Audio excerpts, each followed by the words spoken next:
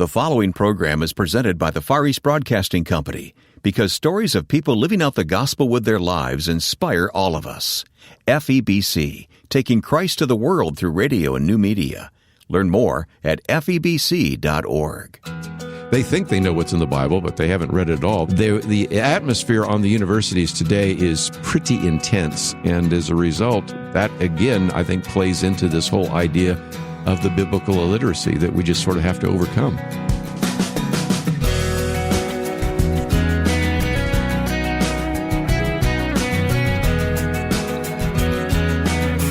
He's on the front line of helping believers in Jesus think biblically about the issues that exist in today's world. Kerby Anderson will be our guest on this edition of First Person. Welcome, I'm Wayne Shepherd. We'll talk with Kerby after I remind you that these weekly visits are made possible by the Far East Broadcasting Company, who loves to introduce us to people who are making a difference in the kingdom of God.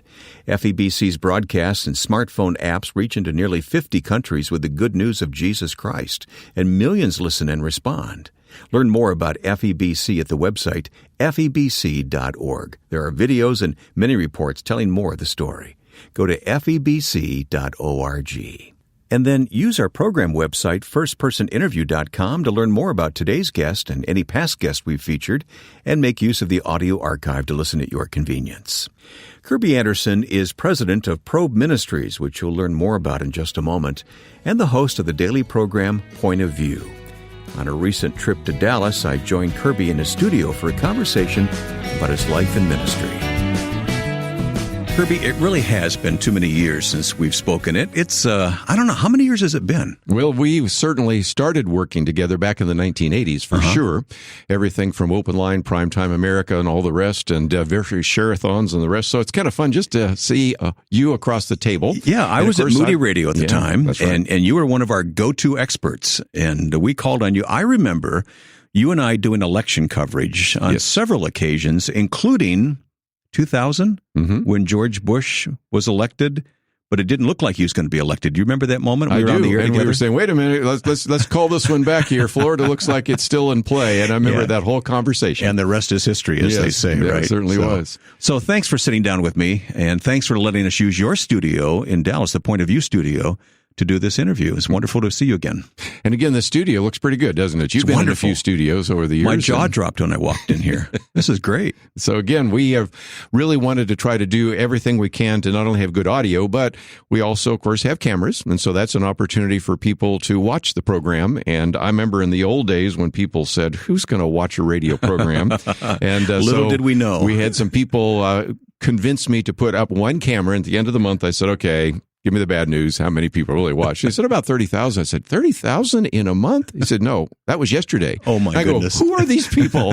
Now, since then, it's dropped off a little bit. But the novelty for a while was, we want to just kind of watch what is happening in the studio. And so that's something that I never anticipated.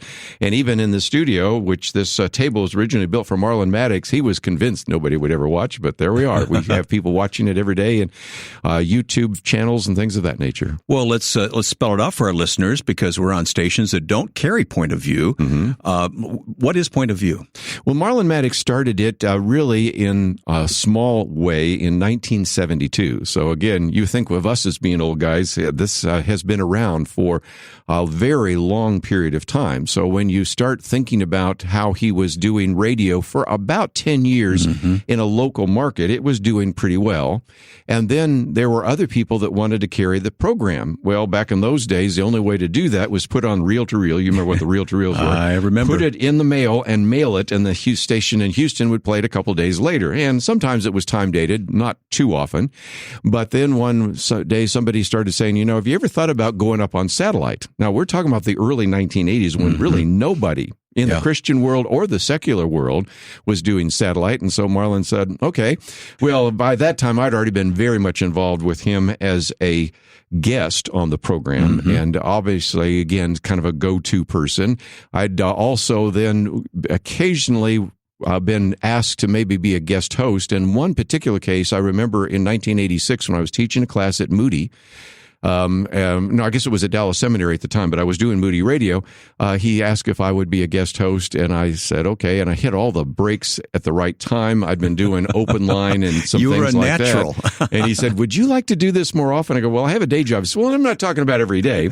But eventually that developed into being not only a guest host, but occasionally a co-host. Mm-hmm. And then many times when he was gone, I would just sort of do a lot of the program. So when he died years ago, Warren Kelly, who's the head of Point of View, said, would you like to do this every day? I go, again, I have a day job because I start my day at Probe and I come over here and do Point of View and then go back to Probe. And we'll talk about Probe in a moment. And so again, that's how that all developed. But since really 2004 in round numbers, I've been the host of this program. Yeah. And really since 1986, I've either been a host or a guest host on this program. And of course, it is syndicated and it's online. Anyone can listen and watch online too. And that is amazing. Again, Wayne, when you see individuals, I'll look at this printout once a month and I'll say, who in Dubai was watching the YouTube broadcast, or who in Azerbaijan was listening to the podcast? And you know the impact of the internet. I know. I remember the first time they suggested putting a camera in my studio, and I thought, why would I want that? I've been hiding on radio all day. I don't want to be seen on radio, so we have that in common. We certainly do. But nevertheless, people still watch it, and it is kind of fun because when you have celebrities in the program, we have an opportunity for people to watch the program right next to us and also to watch it online. And so that's really been a lot of fun as well. Well, it's fun to go inside radio here for a few minutes today with Kerby Anderson. You mentioned Probe. We'll get to your story in a moment, but Probe Ministries has been a big part of your life, too. And that has been a part because I joined that in 1976. Actually, I was accepted in 1974, but went to Yale University, got a master's degree, later went and got another master's degree from Georgetown University, and so we were speaking a lot on college campuses. I have served as the president for many years. For a while then, Ray Boland was the president, and then I was president again. Whoever gets the short stick that year gets the presidency and the responsibility. But the ministry's done very well, and it's kind of a worldview apologetics ministry. We have a lot of people with a master's or a PhD. We speak on college campuses. We have a short 5-minute, now it's a 3-minute program. It used to be a 5-minute program, as well as we do all sorts of different conferences. And again, the website probe.org is a place. It's been so helpful to so many people through the years. It really is like a Christian think tank is how I describe it. I don't know how you describe it, but that would be my phrase for it. Christian think tank, and we got the brain barn over there looking at all these issues. And really now, Wayne, one of the things, we've got about 1,800 different articles on there. So almost any question you would probably have about cults, world religions, apologetics, worldview, business, science, government, all of those are there. And so again, just go to some of those websites. We'll put links to both Probe Ministries as well as Point of View on our website so our listeners can go there and check you out, Kerby. I want to talk about your story, though. Where does it begin for you? I seem to remember something about Berkeley, California. Born in Berkeley, California, all right. Which is not exactly Chicago, Illinois, or Dallas, Texas, or anything like that. And interestingly enough, my father grew up in the Methodist background, and so oftentimes took us to a very liberal Methodist church, literally across the street from the University of California at Berkeley, even though we lived over the hill in what's called Orinda. So that was kind of my early education of having at least some contact with churches and things like that. But again, a very liberal church. I mean, reading Paul Tillich, for example, when you're in junior high school. But I also went to an event, which I later found out was a Young Life event, which was held in a bar of all places. They weren't serving drinks, but they used that room there. And so it was one that attracted a lot of teenagers. And this one guy was speaking, and he was mentioning some books. And one book that I found that next week, I think it was on Telegraph Avenue, was a book written by C.S. Lewis called Mere Christianity. I also found another one later by John Stott, Basic Christianity. And I read the books and realized what Christianity was. And how old were you? And I was probably a sophomore, junior in high school. Okay. Is my guess. Probably sophomore, because I do remember very engaged in witnessing between my junior and senior year when I went to an NSF field program that was up in the University of Montana. So I could say for sure I knew I was a Christian by then. I'm guessing you were a pretty studious guy even before becoming a believer, right? But it is interesting because if you think about it, Wayne, my testimony, everybody has a testimony, really came from apologetics and really came from, in a sense, leading myself to the Lord because I was reading these books. And so in some respects, it was such a natural fit to do what I do today with Probe Ministries, where we're doing worldview and apologetics kinds of things. And even to this day, when I do Point of View, I talk about the fact that we really want to help you articulate a biblical worldview, but also know how to defend a biblical worldview. Mm-hmm. And so those were so instrumental in my life. Later on, when I went to college, of course, involved in various groups like Navigators and Campus Crusade. When I was at Yale, involved with InterVarsity. So I've really known a lot of those campus groups. How did you come to decide to go to a place like Yale? Tell me educationally, what were your goals? What were your plans? By that time, I'd already been accepted to Probe Ministries. As I said, I was accepted in 1974. My wife, who at that time was just somebody I knew, had actually met Jimmy Williams at one of the Campus Crusade events. Where she was being trained, and he was starting Probe at that time in 1973. So from 1973 to 1974, when I was graduating from college, I was already aware of the organization, already applied, and already was accepted. But one of the things they said, Wayne, was, it probably would be good if you have an opportunity to get a graduate degree, because we're speaking on the college campuses all over the United States. And to this day, I've spoken a lot of campuses. And again, the credentials are helpful getting in the door. Right. And so when I was accepted to Yale, I went there, studied basically evolution, ecology, those kinds of things, because I knew I was going to be speaking on intelligent design and creation evolution. But you went in as a Christian and came out as a believer? Yeah. Yeah. And then, of course, when I went to Georgetown, I went there because after a while, I found myself speaking on all these political issues. And even though I'd been a vice president of the student body and a lobbyist to the state legislature and things like that, I just found that it was good to have that degree. So studied with people like Gene Kirkpatrick, who was UN ambassador, and George Kerry and others. So, and then, of course, I've taught at the seminary because I had to get some of that seminary education. So when you put all that together, it gives me a chance to talk about all sorts of different kind of issues on radio and even face-to-face. And one of the other opportunities God has given you is Dallas Theological Seminary, right here in your backyard, where you've taught adjunct for many years, right? And again, that has been something that's been a lot of fun because I've been able to teach a lot of the ethics courses there. Each year, I also go to places like Word of Life in Hungary and teach in their Bible institutes. And, of course, I've also taught at Word of Life Camp Woods and a variety of other places where, again, sometimes talking about ethics and contemporary issues. And as you well know, one of the big issues, I think, for all of us as Christians is how to think about these issues from a biblical point of view. This conversation with Kerby Anderson in the Point of View radio studios will continue in just a moment on First Person.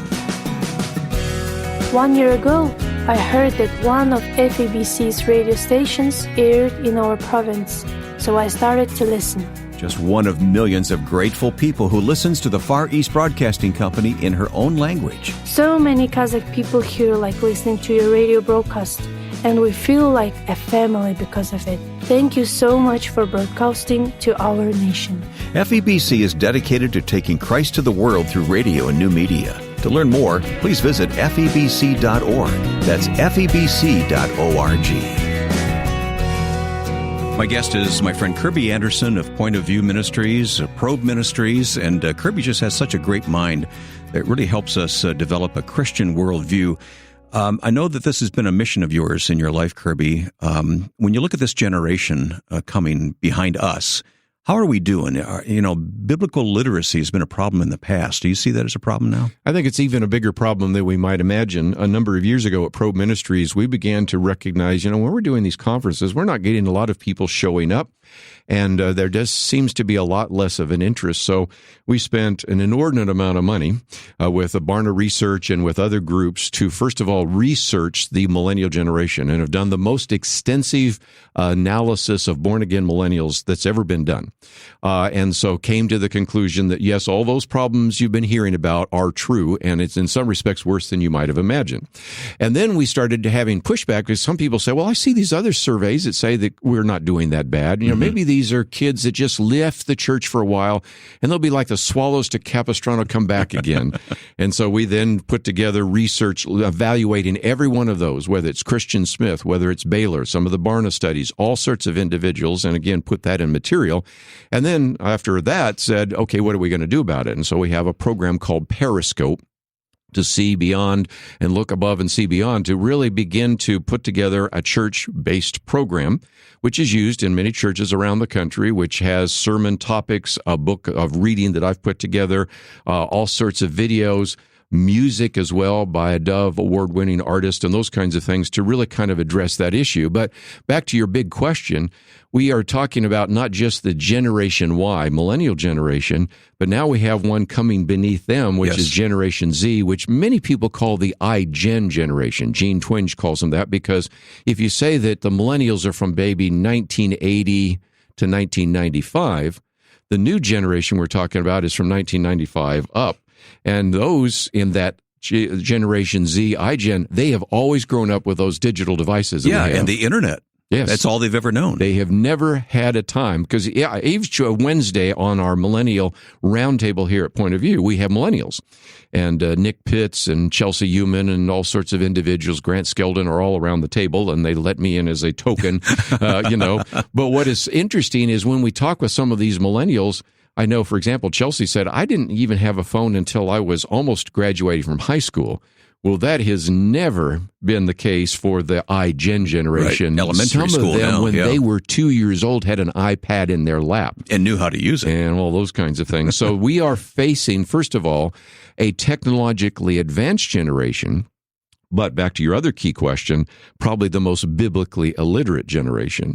Mm-hmm. There are allusions that you and I could make that they would go, I don't even know what you're talking about. Or my favorite story is that here in Dallas, one of my friends teaches at the Dallas Art Institute. And when she teaches on architecture, she will take them into various buildings. Without a doubt, when they walk into a church, more than half of the kids say, this is the first time I've ever been inside a church. Oh, boy. Now, Wayne, think about evangelism. Just think about this idea that, they'll come back to church. They were never in church in the first place. Right. And so this is the most unchurched generation. It is a generation known as the nuns, meaning none of the above. Mm-hmm. They are atheist, agnostic, or in most cases, just no preference. It's not like they hate religion. They just don't even think about religion. It's just not part of their experience. So this is the great mission field right here in the United States. So, and this is who you address when you go to the secular college campus. So what's typically a topic for you when you go on one of these campuses? And you're starting from scratch, aren't you? Lately it's been something that would be attractive to them. So it is either something like intelligent design, which I've done recently, and we were supposed to do a debate with the ACLU, but I ended up speaking, and then a student came up and gave his answer to that and all of that. Or the kind of things that Ravi Zacharias does as well, where, is the Bible true? Can we know truth? Those kinds of things. I mean, they're almost all, to use a Francis Schaeffer phrase, pre-evangelism. These people aren't necessarily even asking questions. So, arguments for the existence of God, or is the Bible even true? Is it reliable? And you get all sorts of pushback because they think they know what's in the Bible, but they haven't read it at all. They just heard that it's, homophobic and toxic and intolerant and those kinds of things. So the atmosphere on the universities today is pretty intense. And as a result, that again, I think plays into this whole idea of the biblical illiteracy that we just sort of have to overcome. Do you feel like you are accepted? Are they listening? Are you convincing anyone? First of all, it is harder to get on the campus than it used to be. And the reason for that is that they used to have more liberals in charge of the university.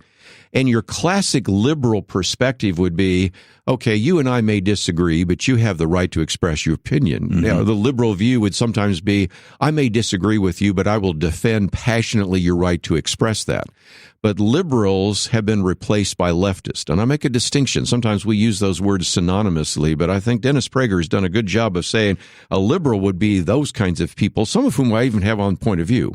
A leftist says you do not have a right to your view, that your view is toxic, your view is the reason we have the problems we have today, and so as a result, oftentimes it's even more difficult to get on the campus. It's not as hard sometimes to get a sponsoring group to get you on campus, but the days when I used to be invited into a classroom and said, oh, well, you've heard my view, so I thought at least for 1 hour we can hear Mr. Anderson's view here. And I always would start by saying, and he's paid you a high compliment that he's convinced that you're not going to have your whole life destroyed simply by hearing my point of view. Good way to do it. Thank you. The bottom line is that now they're not even wanting to invite you into the classroom lots of times. Have you been booked and subsequently blocked? Not too much, because I'm not doing that as much now. As you know, radio is kind of like a dairy farm. You got to milk the cows every day. It happens every day. Yeah, so there is a sense in which I don't. But, some of my other colleagues, like Dr. Ray Bowl and others, get to go there, and sometimes we've had that. That has not been as much of a problem because a lot of the universities we've gone to aren't quite as hostile. But, Ben Shapiro, Heather McDonald, a variety of others have been blocked at those major universities. Right. Charles Murray. And so in some respects, I've been able to go to some where the students and some of the faculty may be hostile, but they haven't blocked us, only because we're not necessarily going to the most radical ones. Although over the years, I've spoken at Princeton and Michigan and all sorts of places. But Wayne, one of the things I'll say real quickly, sometimes the greatest hostility is not in the elite universities. It's been in the ones where there's a real division. We've had more tension at Auburn University or Texas A&M, and I think part of it is because you have a number of conservative kids, even professors, and then liberal kids and professors, and it's kind of a clash then. Yeah, you're walking into a war that maybe isn't quite so threatening if you're at Princeton saying, I've never heard from a Christian. Okay, we'll give you a chance, give you one chance to explain yourself. Well, Kerby, you are obviously following God's call on your life, and it's a life well spent. Thank you for doing what you do. Most of us won't be invited to a college campus, but we might be in the coffee room with a coworker who doesn't believe in God. Right. What's a starting point for us? Well, I think, first of all, just help them understand that as we look around, we see evidence of intelligent design. I mentioned that before. Romans 1 says that, they are without excuse. And so we see evidence for the creation. We see evidence for our minds and our bodies. And really, there are individuals right now that might reject a Christian message, but then they try to find some way to fill it up. They're looking for some kind of spirituality. They're still fascinated by superheroes and supernatural and those kinds of things. So I think it illustrates the fact that, as the scriptures say, eternity is placed in the hearts of each individual.